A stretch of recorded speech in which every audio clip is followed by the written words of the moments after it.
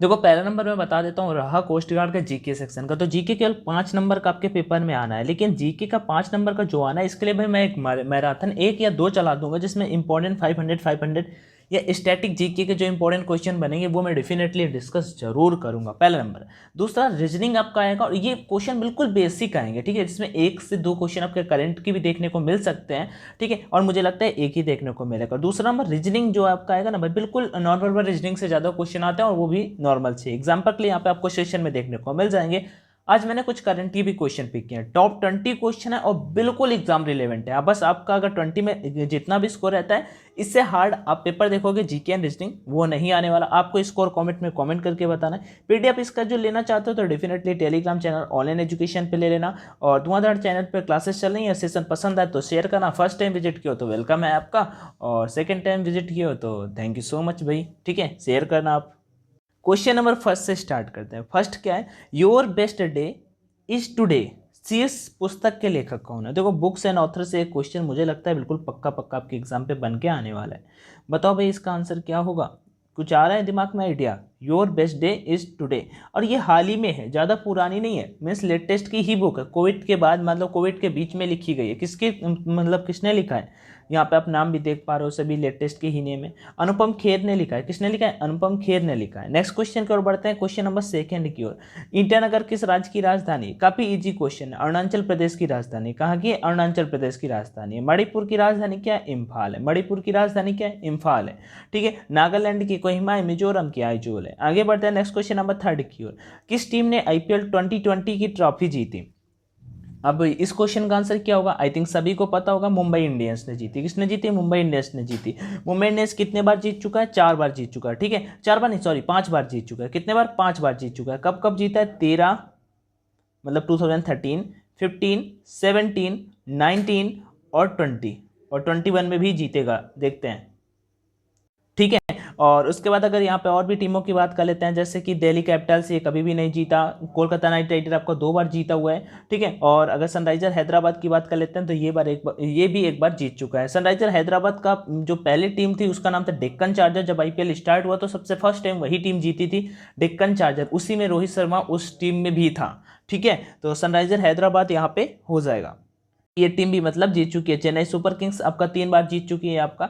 आगे बढ़ते हैं, आरसीबी एक भी बार नहीं जीती है। आगे बढ़ते हैं नेक्स्ट क्वेश्चन नंबर थर्ड के बाद क्वेश्चन नंबर 4 की ओर, ठीक है। आईपीएल का full form Indian Premier League होता है, और 2021 का जो भी स्टार्ट होने वाला है 9 अप्रैल से स्टार्ट होने वाला। फर्स्ट मैच किसके बीच में होगा? फर्स्ट मैच आपका RCB versus Mumbai Indians. Okay, next question number 4 की ओर बढ़ते हैं। किस राष्ट्र कहाँ पे होगा? चेन्नई पे होगा। किस राष्ट्र के राष्ट्रपिता ने महात्मा गांधी पर विशेष नव विज्ञान जारी किया है? ठीक है, नव विज्ञान, ठीक है। किस राष्ट्र के राष्ट्रपति ने? तो भाई किस राष्ट्र के राष्ट्रपति ने जारी किया है पता है क्या आपको? मैं बता देता हूँ, चलो मैं बता देता हूँ।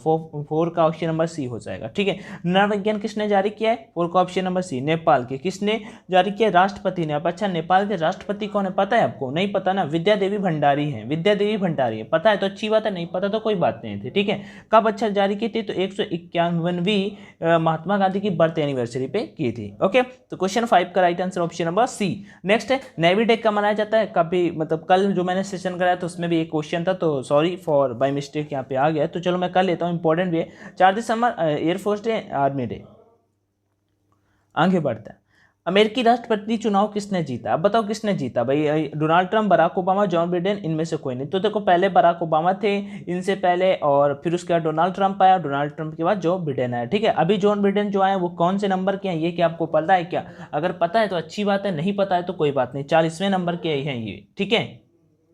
अभी मैंने गलत बता दिया, 40वें नहीं 46वें नंबर के हैं, 46वें नंबर के हैं, ठीक है। 46वें नंबर के जो बिडेन हैं। और किससे जीते? डोनाल्ड ट्रंप मतलब हारे थे और जो बिडेन जीते थे। कब ये चुनाव हुए थे? 07 और नवंबर 2020, ठीक है। आगे बढ़ते हैं। अच्छा, जो मतलब वाइस प्रेसिडेंट हुई वो कौन है? उनका नाम क्या है? उनका नाम है कमला हैरिस। उनका नाम क्या है? कमला हैरिस, ठीक है। फर्स्ट वुमेन जो हुई वो कमला हैरिस हुई।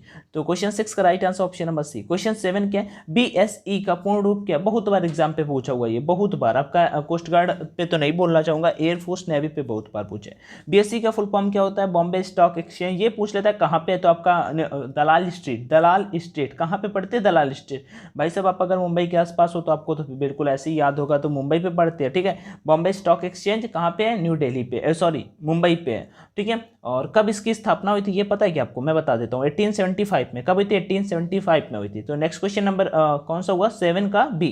नेक्स्ट क्वेश्चन 8 की ओर बढ़ते हैं कि बाट जिसे क्या बोल सकते हो, ठीक है, जिसे बाहत बोलते हैं, सॉरी क्या अलग होता है। Baht is related to which country? किस देश की मुद्रा है? बताओ भाई। थाईलैंड, मलेशिया और वियतनाम या फिर कंबोडिया?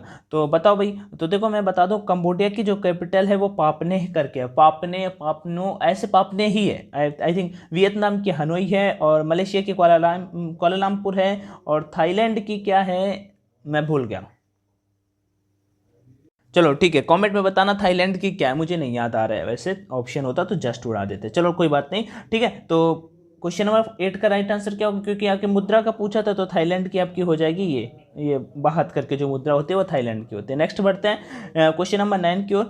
अंबुचाली मेला किस मंदिर का सबसे महत्वपूर्ण त्यौहार है? ये अंबुचाली मेला जो लगता है वो किस मंदिर का सबसे महत्वपूर्ण त्यौहार है? कहाँ पे मनाया जाता है? पहले यही पता होना चाहिए। ये वाले क्वेश्चन इसमें काफी इंपॉर्टेंट क्वेश्चन है, ठीक है। जैसे कि आपका बालाजी मंदिर मैं बोल सकता हूँ, बालाजी मंदिर आपका राजस्थान पड़ता है, केदारनाथ उत्तराखंड में पड़ता है, कामाख्या मंदिर आपका असम पे पड़ता है, गुवाहाटी पे, और यहीं का ये त्यौहार है, ठीक है। तो जो अंबुबाची मेला कहाँ पे लगता है? कामाख्या मंदिर। कामाख्या मंदिर कहाँ पे है? गुवाहाटी असम पे, गुवाहाटी असम पे। गुवाहाटी असम पे कौन सी रिवर है?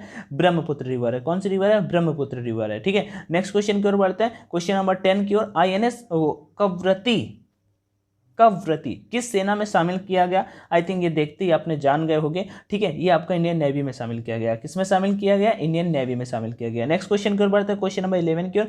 राष्ट्रीय शिक्षक दिवस किस तारीख को मनाया जाए? तो भाई टीचर्स डे नहीं पूछ रहा है, ठीक है, कि शिक्षक दिवस का, राष्ट्रीय शिक्षा दिवस पूछा है, ठीक है। शिक्षा दिवस कब मनाया जाता है? जो टीचर्स डे जो मनाया जाता है 5 सितंबर को मनाया जाता है, ये तो बहुत ईजी है। और वर्ल्ड की अगर बात कर लेते हैं तो 5 अक्टूबर को मनाया जाता है। लेकिन यहाँ पे हमसे पूछा राष्ट्रीय शिक्षा दिवस किस तारीख को मनाया जाता है? देखो ये मनाया जाता है आपका 11 नवंबर को। कब मनाया जाता है? 11 नवंबर को, ठीक है। एक आ जाता है मानवाधिकार दिवस, बहुत बार एग्जाम पे आता है, 10 दिसंबर को मनाया जाता है, ठीक है। तो इस क्वेश्चन का राइट आंसर 11 नवंबर हो जाएगा। अच्छा, शिक्षा दिवस मनाते हैं किसकी उपलब्धि में, लाइक किसकी याद में मनाते हैं? तो मौलाना अबुल कलाम आज़ाद की मतलब बर्थ एनिवर्सरी वाले दिन ये मनाया जाता है 11 नवंबर को। आगे बढ़ते हैं 12 की ओर। पेरियार वन्यजीव अभ्यारण्य किस राज्य में स्थित है? अब देखो पेरियार तो इंपॉर्टेंट है ही, ठीक है। आपका सबसे जो बड़ा वन्यजीव अभ्यारण्य वो कौन सा? हिमिस, हिमिस, ठीक है। अगर मैं गलत नहीं बता रहा हूँ, अगर मैं गलत नहीं हूँ तो हिमिस है नेशनल पार्क जो लद्दाख में है। और दूसरा आई थिंक जिम कॉर्बेट में जिम कॉर्बेट है जो आपका उत्तराखंड में है, ये सबसे पुराना है जिम कॉर्बेट, ठीक है। और एक है आपका जो एग्जाम में बहुत पूछा जाता है गिर, ठीक है। और कच्छ में पड़ता है, शेरों के लिए, जंगली मतलब गधों के लिए जाना जाता है, लाइक शेरों के लिए जाना जाता है। गिर आपका गुजरात में पड़ता है। और ये जो पेरियार है ये आपका केरल में, पेरियार आपका कहाँ पे? केरल में, ठीक है। नेक्स्ट क्वेश्चन की ओर बढ़ते हैं, क्वेश्चन नंबर 13 की ओर। क्षेत्रफल की दृष्टि से विश्व में भारत का कौन सा स्थान है? काफी डिफिकल्ट का तो सवाल ही नहीं है यहाँ पे।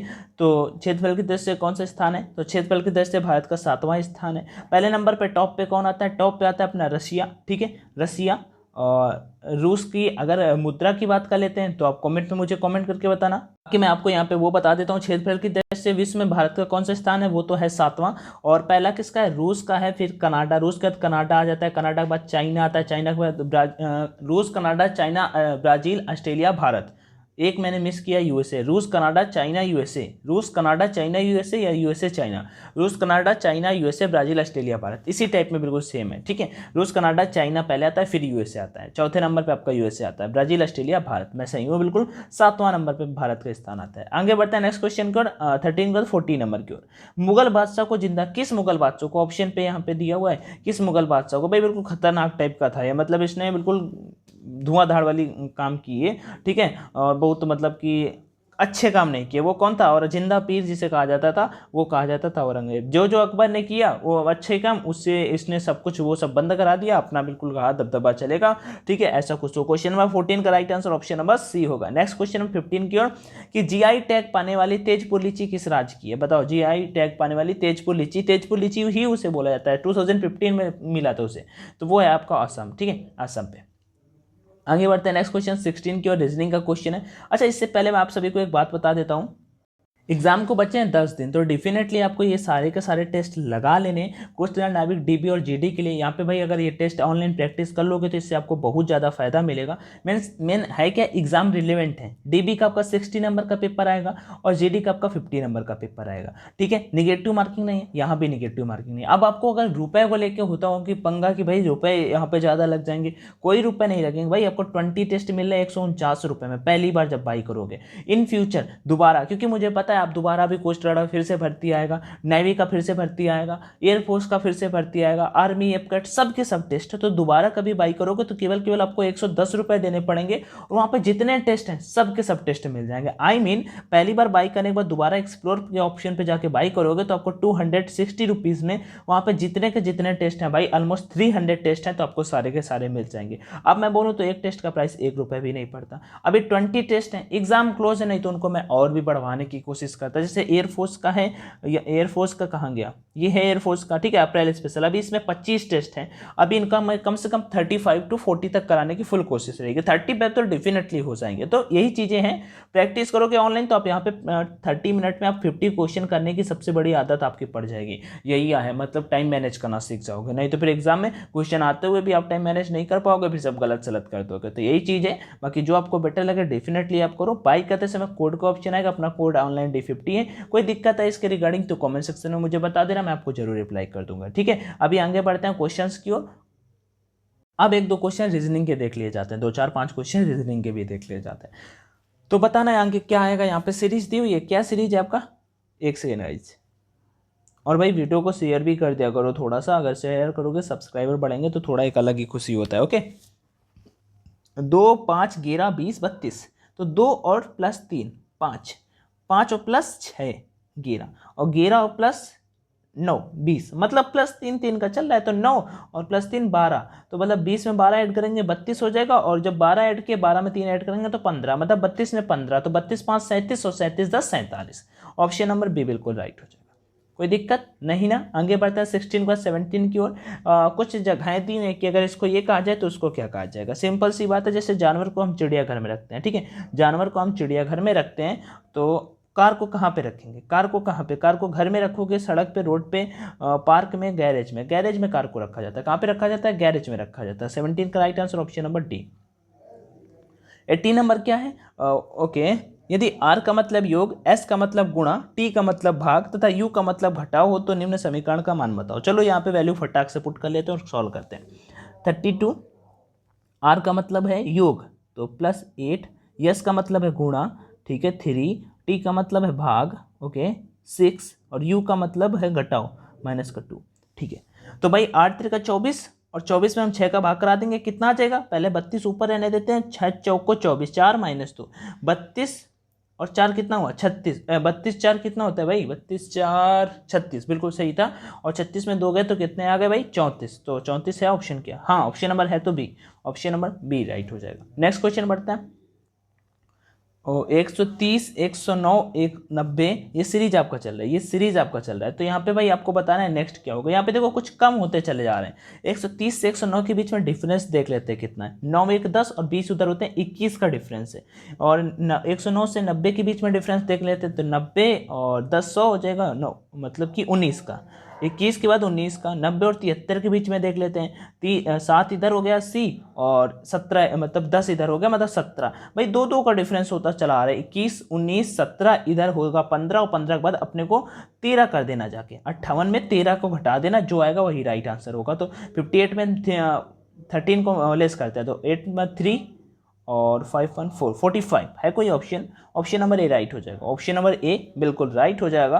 क्या होगा क्वेश्चन 19 का right answer option number A हो जाएगा। नेक्स्ट क्वेश्चन नंबर 19 के बाद 20 की ओर बढ़ते हैं, कि जो आपको बताना है। कृष्णा कहती है कि राजीव के पिता का पिता मेरे भी पिता हैं, राजीव के पिता का पिता मेरे भी पिता हैं, तो कृष्णा राजीव से किस प्रकार संबंधित है। भाई इजी क्वेश्चन है, लेकिन थोड़ा सा दिमाग घुमा दिया आपका, बताओ जो कर सकते हो, ठीक है। Father sister, mother sister, nice. इस वीडियो का मतलब इस क्वेश्चन का आंसर कमेंट में बताना। सेशन जैसा लगा हो डेफिनेटली आपके लिए मेरे अकॉर्डिंग हेल्पफुल रहा होगा। मेरे अकॉर्डिंग बहुत अच्छे क्वेश्चन थे, बाकी जैसा भी आपको लगा हो बिल्कुल एग्जाम ओरिएंटेड थे। बाकी thank you so much, do share if you like it, otherwise कोई सीन नहीं है। टेक केयर, जय हिंद।